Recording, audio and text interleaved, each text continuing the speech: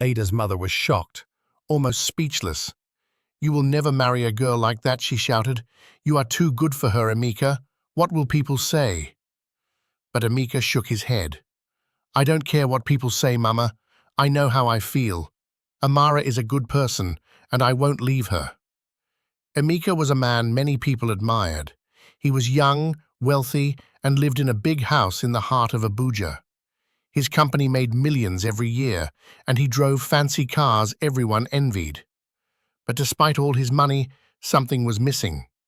Emeka couldn't explain it, but he felt empty. He had everything, yet he wasn't truly happy. One day, as Emeka was driving home from work, he noticed a young woman by the roadside.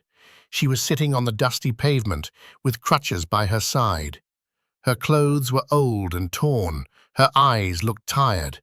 She had no shoes, no food, nothing. The girl's name was Amara. Her legs didn't work well, and she struggled even to stand.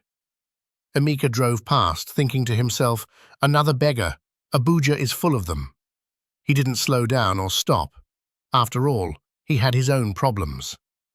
But for some reason, as he continued driving, he couldn't get her out of his mind.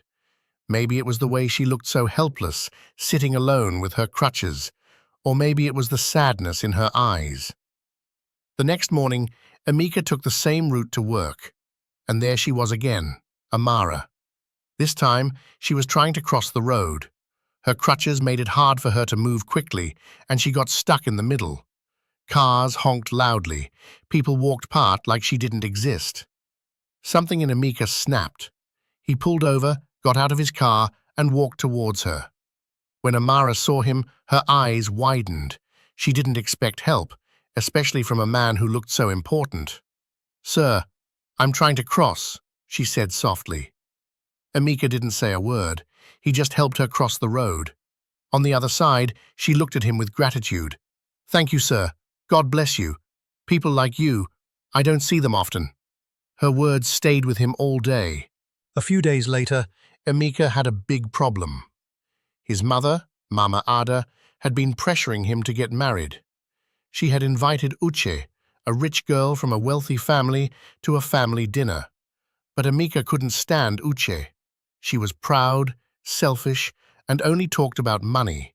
He needed a way out. Suddenly, he thought of Amara. What if she pretended to be his girlfriend for one night? It would keep Uche away, and his mother wouldn't bother him, at least for now. That evening, Emeka went to find her. When he offered her food, she accepted gratefully. Then he explained his plan. Amara was shocked. "You want me, a beggar, to pretend to be your girlfriend?" "Yes," Emeka said, "because you are real. You don't care about my money. Just one night, and I'll pay you well." Amara hesitated, but finally agreed. She needed help, and she trusted him. The day of the dinner came. Emeka took her to a salon and a boutique. When she came out in a new dress, he was stunned. "You look perfect," he said. At the dinner, everyone stared when they walked in. His mother frowned. "Who is this?" she asked. "Mama, this is Amara, my girlfriend." The room went quiet. Some relatives began asking her questions, and though she was nervous, she answered politely. By the end of the night, many liked her, but not Mama Ada. After the dinner, Emeka gave Amara the money he promised, but he also told her, "I'll see you again." And he did, almost every day. They talked, laughed, and slowly, something real grew between them. But Uche noticed. One day, she followed Emeka and saw him sitting with Amara by the roadside. Her jealousy burned. She went straight to Mama Ada. "That girl Emeka brought to dinner, she's a beggar," Uche said. "I saw it myself." Mama Ada was furious. When Emeka came home, she confronted him. "Is it true? She's homeless?" "Yes, Mama, but I love her," Emeka replied. "You will never marry a girl like that," she shouted. "I don't care what people say. Amara is the woman I want." When Emeka told Amara about his mother's reaction, she felt hurt. Your family will never accept me, she said. I'll fight for us, Emeka promised. Weeks passed. His siblings began to like Amara, but Mama Ada stayed against it.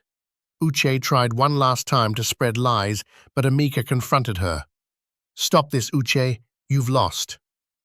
One morning, Mama Ada called Emeka. Are you sure about this girl? She asked softly. Yes, Mama. She has nothing to give me but her heart, and that's all I need. Mama Ada finally nodded. If she makes you happy, I will support you. Months later, Emeka and Amara had a small wedding surrounded by friends and family. One evening, she told him she is pregnant. Tears filled his eyes. You're pregnant, he whispered. She smiled. You gave me hope, Emeka. He held her close. You never gave up, Amara. And together, they faced the future with love and happiness.